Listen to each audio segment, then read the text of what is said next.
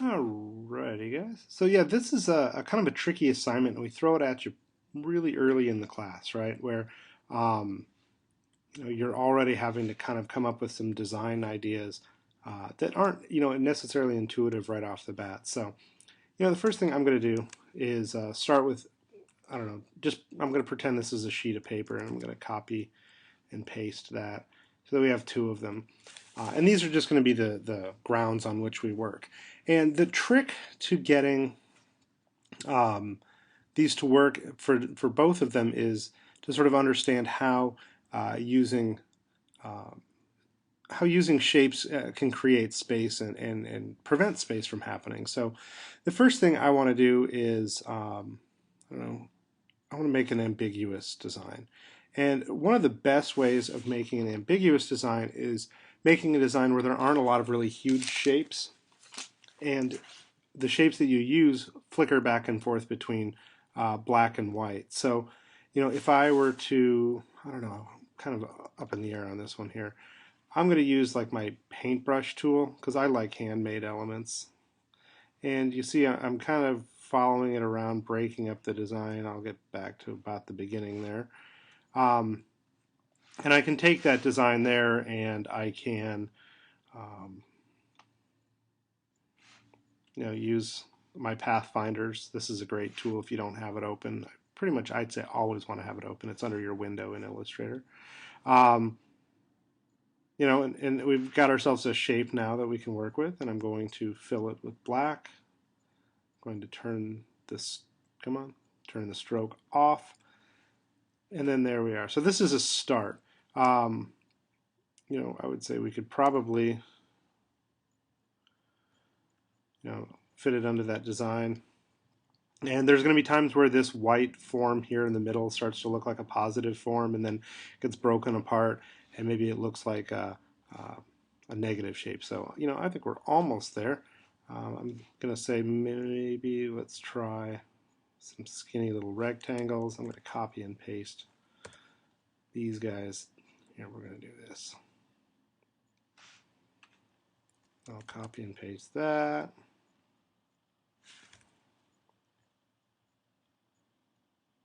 Let's just stick those all there. And then the alignment, I'm going to get them all lined up on the horizontal, and I'm going to evenly distribute them there. I'm going to take this up like this, and you'll find that I like adding diagonals to my designs pretty much all the time. So yeah, that looks pretty good. I think maybe copy and paste, do one more, maybe over here. Okay, so at this point I can then take my background shape, copy and paste that. And if you have questions about this, this is all in the demo and the announcements page. I want to turn the stroke off. I have a cropping demo in there, so I'm going to take all that and then crop. And then there we are, nice ambiguous positive negative space there, right? Yeah, we'll do the presentation later. We want a gray ground behind that one if we're going to have, yeah. So, okay, and then with the other one, you've got your design set up. Here, we'll just kind of push this one off to the side. You've got your design set up, or your page set up here, or your paper or canvas, however you want to frame that in your head. And it's going to be just kind of about building up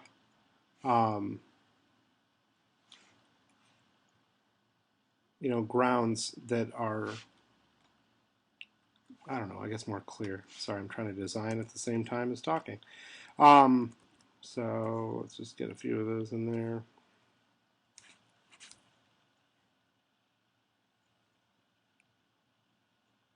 I'm going to try stripes again just because they seem to be able to fill space in a quick way. Okay, let's get you distributed evenly. Okay, now you're saying the stripes actually are ambiguous because, well, they sort of are. it's hard to tell what's positive and negative with a set of stripes like that. But if we use that as our ground,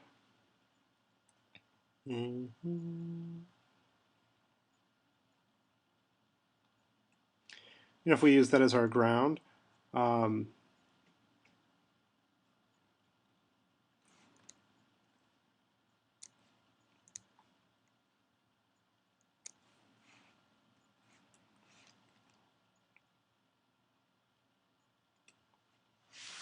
and then start adding shapes on top of it, I think you're going to find that it actually works out pretty well. This one here, I think I actually want to put a white stroke on that one. Normally we want to kind of avoid the stroke, but I think in this case it works pretty nicely. There we go. Oop, a little more. There, notice, I'm just trying to make sure things are overlapping. Overlapping is a big part of this. Okay, here, let's give that one a stroke too. Oop. Make it a little larger even.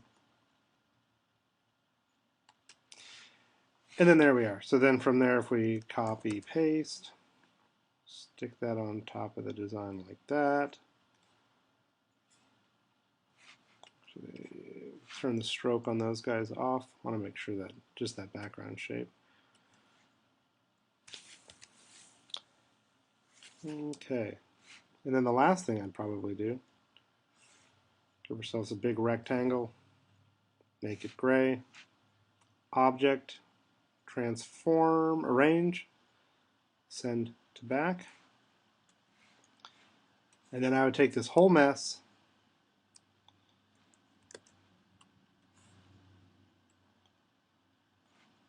and then start cropping it in so that it looks finished and professional.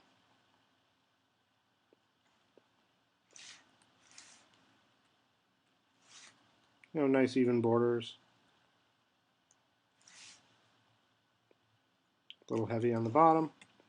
And then you can just export that out as a JPEG and make sure the cropping came in. But yeah, I think this is going to be a pretty good example of clear positive and negative space, where you've got a negative space in the background, and then you have positive forms on top of it. And then here, because it goes back and forth so much, it's a lot harder to see exactly what's going on. It's hard to determine whether or not the white is a positive form or black is a positive form. And yeah, it's about breaking up the space into smaller shapes. And then here, yeah, larger shapes where the overlapping is more clear. So let's get to it and let me know if you have any questions.